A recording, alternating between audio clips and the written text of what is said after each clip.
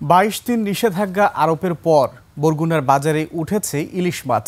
চাঁদপুর ও কুয়াকাটার জেলেরাও ফিরেছেন ইলিশ নিয়ে, তবে বেশিরভাগ ইলিশের পেটে এখনও রয়েছে ডিম। বরগুনা, চাঁদপুর ও কুয়াকাটা প্রতিনিধির তথ্য ছবিতে ডেস্ক রিপোর্ট। নায়াসিনামাইড ও স্যালিসাইলিক সমৃদ্ধ লিলি ফেস ওয়াশ যা ফেসের ডেড স্কিন সেল দূর করে দেয় দ্বিগুণ ফাস্টার ব্রাইটেনিং। নিষেধাজ্ঞা শেষ, বিক্রেতা ও ক্রেতাদের হাতে চলে এসেছে ইলিশ, তবে দাম নাগালের বাইরে। মাঝারি সাইজের ইলিশ প্রতি কেজি বিক্রি হচ্ছে 800 থেকে 1200 টাকা। 1 কেজির উপরের মাছ বিক্রি হচ্ছে 1800 থেকে 2500 টাকা। প্রথম দিন সকালে বরগুনায় মাছ আসায় বিক্রেতা এবং ক্রেতা দুজনেই খুশি, তবে প্রায় প্রতিটি ইলিশের পেটে ডিম রয়েছে বলে জানান তারা।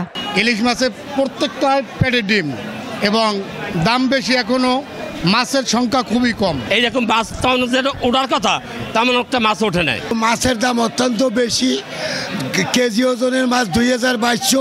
মাছ যেভাবে লওয়ার কথা ছিল ওভাবে মাছ নাই, কারণ হইলে ডালাগুনে ওই মাছ নিচের দিকে নামিয়ে যায়। মৎস্য কর্মকর্তা জানান, নিষেধাজ্ঞার সময় ঠিক হয়নি। যে 22 দিনের মধ্যে আসলে মাছ প্রজনন, ইলিশ তার বাচ্চা প্রজনন করবে, কিন্তু সেই সাকসেসফুলটা মনিটরিংয়ের মাধ্যমে সেটা আসতেছে না। আসলে যদি এখানে 70% হইতো অথবা 75-80% হইতো, তাহলেও বোঝা যেত না আসলে ডিম ছাড়ছে, কিন্তু এখনও অধিকাংশ মাছের পেটের মধ্যেই ডিম রয়েছে। চাঁদপুরে পদ্মা মেঘনা নদীতে 22 দিনের অভিযান শেষে চলছে মাছ ধরা। সকালে চাঁদপুর মৎস্য অবতারণ কেন্দ্র ঘুরে দেখা যায় জেলেরা ট্রলারে মাছ নিয়ে ঘাটে আসছে।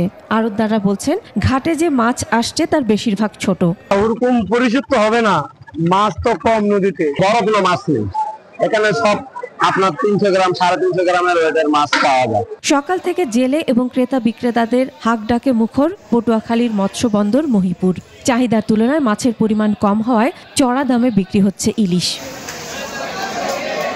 এদিকে 3 থেকে 4 দিন পর গভীর সাগর থেকে জেলেরা ফিরলে ইলিশের সরবরাহ কিছুটা বাড়তে পারে এবং দামও কমতে পারে বলে জানান ব্যবসায়ীরা।